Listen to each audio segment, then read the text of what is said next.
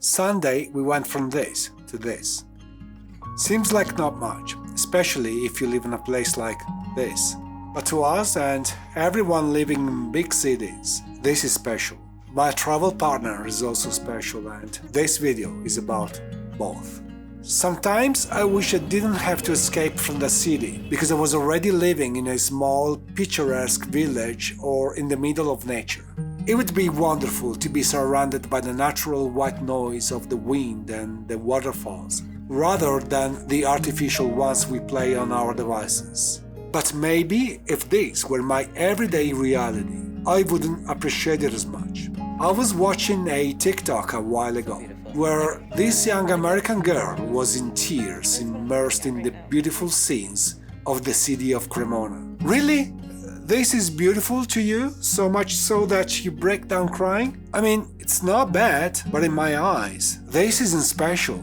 The mountains of Wyoming are, the Grand Canyon is, the desert of Nevada, the salt field of Death Valley, Bryce Canyon in Utah, Manhattan during sunset. Those are special. Have you ever wondered why we always want what we don't have?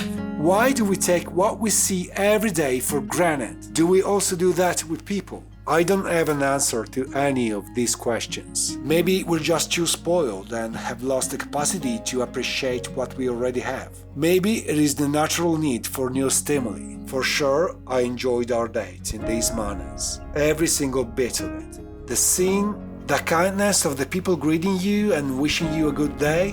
Why don't we do the same when we cross someone in the city? Mostly, I enjoyed the presence of my partner in travel. Far away from everyday duties, with no network signal, no distractions, just her, I, and the sounds of our steps, crushing the little branches and leaves. We actually got to talk to each other, and I have to say that Lina is great company. We weren't that far from home. It was less than an hour's drive, but it felt like we were on another planet, where everything was different, us included. After hiking for about an hour inside the forest, the scenario revealed the Resegone, a mountain of the Bergamasque Prealps in Lombardy, Italy.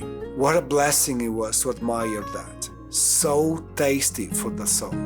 After spending almost 53 years on this planet, I think I got at least this one thing right. I know what makes me feel good and happy.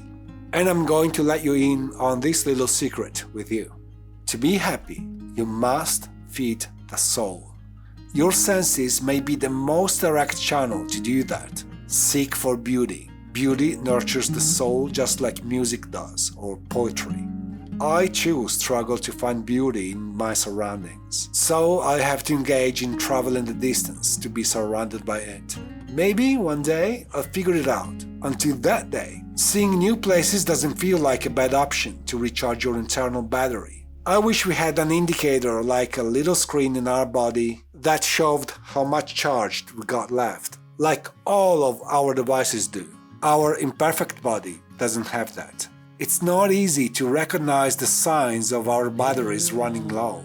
Sometimes it may be the need to have a couple of drinks, eat junk food, or sleep until late in the morning. These are all signs of your soul running low on energy.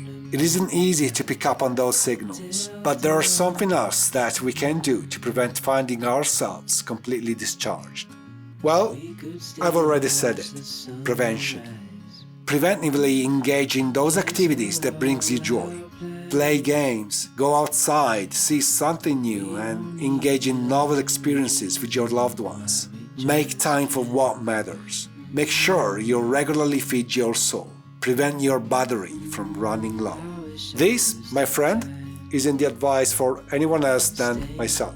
This is the video I needed to watch. These are the words I needed to hear. Stay with me for a little while.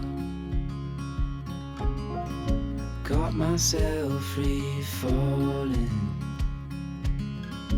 deep into your eyes. You came to me without warning, but I knew why.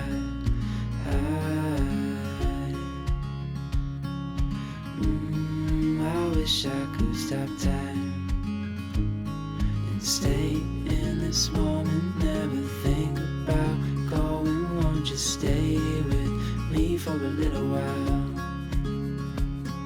stay in this moment, never think about going. Won't you stay with me for